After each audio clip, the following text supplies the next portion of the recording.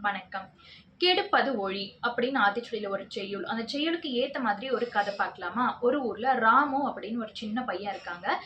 ராமுவோட பள்ளிக்கூடத்துல அறிவியல் கண்காட்சி ஏற்பாடு பண்றாங்க. ராமு கூட படிக்கிற நண்பர்கள் எல்லாருமே அந்த அறிவியல் கண்காட்சியில கலந்துக்கிட்டு, அவங்களுக்கு தெரிஞ்ச ப்ராஜெக்ட்ஸ், மாடல் எல்லாத்தையுமே பண்றாங்க. டாபிக்குக்கு ஏத்த மாதிரி.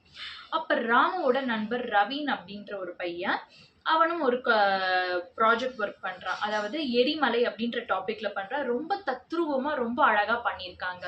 ஆனா ராமுக்கு அத பார்த்து ரொம்ப பொறாம. இது எப்படி அந்த பாராட்டு அவனுக்கு மட்டும் கிடைக்கும்? அப்ப நாளைக்கு வரவங்க எல்லாருமே வந்து ரவிய தான் பாராட்டுவாங்களா? அந்த பாராட்டு அவனுக்கு மட்டும் கிடைக்கக்கூடாது. இத எப்படியாவது கெடுக்கணும்னு சொல்லி ஸ்பாயில் பண்றதுக்காக பிளான் போடுறாங்க. முதல் நாள் எல்லா பிள்ளைங்களும் அத அரேஞ்ச் பண்ணி வச்சுட்டு, மறுநாள் அறிவியல் கண்காட்சி நடக்கப்போது, அரேஞ்ச் பண்ணி வச்சுட்டு எல்லாரும் வீட்டுக்கு போயிடுறாங்க. யாருமே இல்லாத சமயம் பார்த்து ராமு வராங்க அந்த ரூம்குள்ள.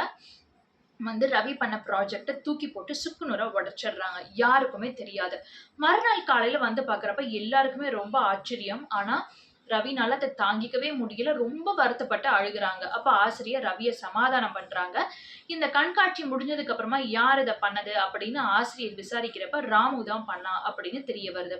அப்ப ராமுவ கூப்பிட்டு ஆசிரியர் பேசுறாங்க. "நீ பண்ணது ரொம்ப தவறான விஷயம். அதாவது ஒருத்தர நம்ம உயர்த்த முடியலனாலும், ஒருத்தரோட உயர்வுக்கு நம்ம காரணமா இல்ல அப்படின்னாலும், ஒருத்தவங்க வந்து ரொம்ப கஷ்டப்பட்டு, முயற்சி பண்ணி, ஒரு எஃபோர்ட் போட்டு பண்ண விஷயத்த நம்ம போய் கெடுக்குறோம் இல்லையா? ஸ்பாயில் பண்ணணும்னு நெனைக்கிறோம் இல்லையா? அது ரொம்ப ரொம்ப தவறான விஷயம். அது என்னைக்குமே நம்மள லைஃப்ல உயர்த்தாது.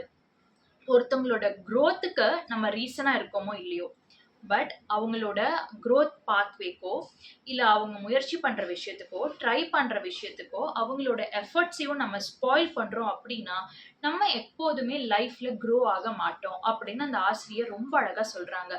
அதுதான் வந்து கெடுப்பது ஒழி அப்படின்னு அர்த்தம். ஒருத்தவங்களோட உயர்வுக்கு நம்ம காரணமா இல்லைனாலும், மத்தவங்களோட முயற்சிக்கும், மத்தவங்களோட திறமைக்கும் நம்ம கேடு விளைவிக்கிற மாரி எதுவுமே நம்ம பண்ணக்கூடாது. அதுதான் கெடுப்பது ஒழி. நன்றி.